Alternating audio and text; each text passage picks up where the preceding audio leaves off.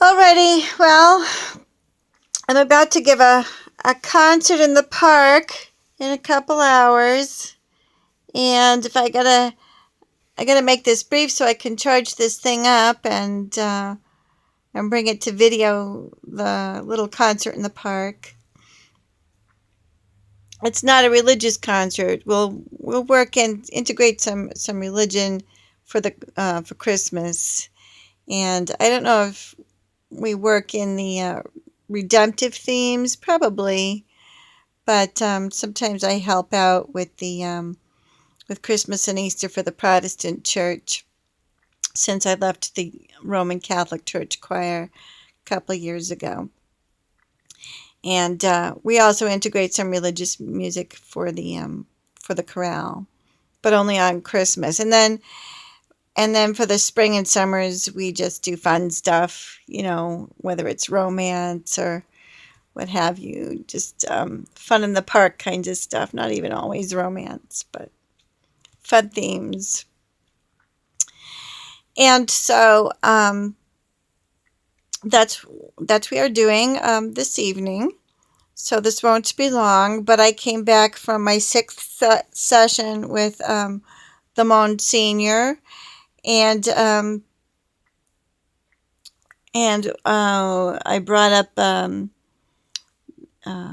Padre Pio, and so I let him see the video on Padre Pio.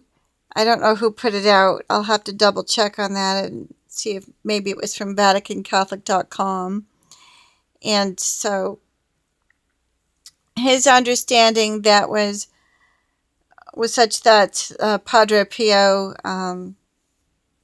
in this presentation, because it was interpreted at least a few times,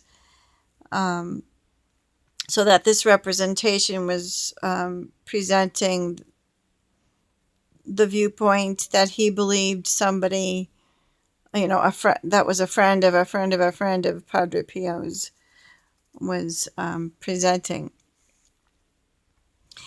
And so he is of the mind that Padre Pio was speaking about radicals getting into the church to cause apostasy in his own day, and that he was not necessarily future telling.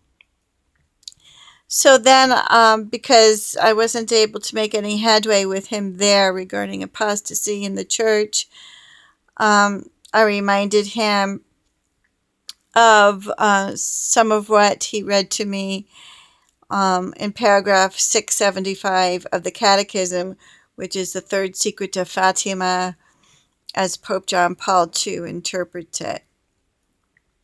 And that, so we got to talking a little more about this paragraph and its application for the end of days here, or the end of times, as human history turns over a new lease on life. And that's what the end times essentially is, by the way. It's the end of an age, not the end of the world so much, but the end of an age where humanity is judged and we turn over a new lease on life. So we start again. And we will become the earth made new after we rely too heavily upon ourselves and our own messianic ideas that try to replace or attempt to replace Jesus Christ. So this will be corrected, and it will be corrected rather soon. The time, you know what? I used to know this one. Just the other day, I figured something out. The time will be cut short for the sake of the elect. What did I figure out the other day? It had something to do with Agenda 21, and they were headed for achieving something by um, I think I got it, because 21 is the 21st century, and so they're coming up with these plans that are still relatively in the first part of the 21st century. So basically, their plans for Agenda 21 will not live out the entire century. I think that's probably what I figured out before Jesus Christ returns to cut the turmoil short for the sake of the elect, or there shall no flesh be saved. That's what I believe John Paul II was interpreting for these times in the third secret of Fatima. And that was essentially our discussion. That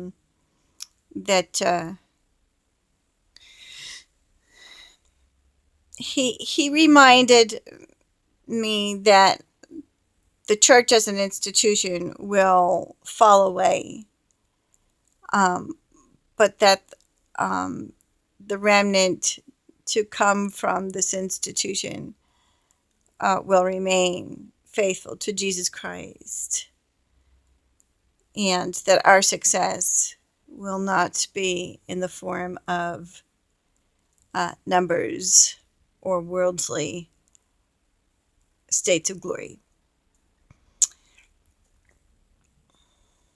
before the earth made new.